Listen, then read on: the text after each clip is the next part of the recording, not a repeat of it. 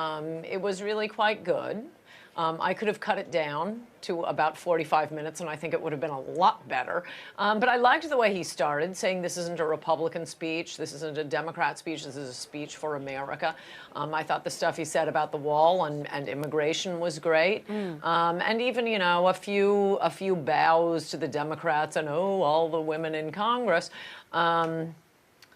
So no, there were no mistakes, and apparently people like the sappy stuff. It's just not my cup of tea. Well, I've never had you down as Miss Sappy, to be honest with you, Ann Coulter. So, I mean, you have a little tough edge to you, don't you? I mean, what's interesting, Basil Michael, I thought, was that it was a very much more warm Donald Trump. Funny enough, he reminded me last night when I was watching it more of the Trump that I got to know when I did Celebrity Apprentice. And it may be a slightly facile comparison, but I sat opposite him for 3 hours a night for 6 weeks.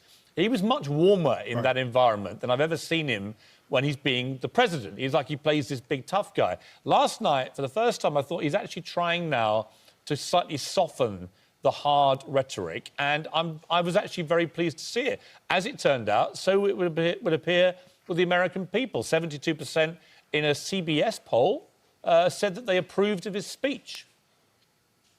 Well, it's hard to be horrible at a State of the Union speech because it's one of those things that actually gives presidents the platform to look presidential. And it's been proven that Donald Trump can actually read a teleprompter.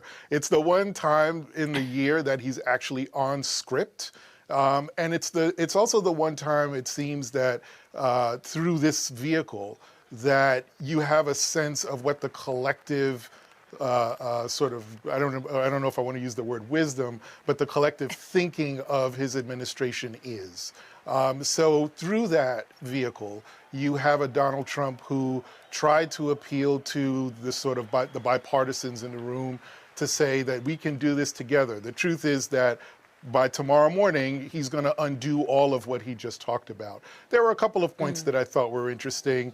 The talking about lowering drug prices, I think that's really a key piece of policy that I do think has bipartisan appeal.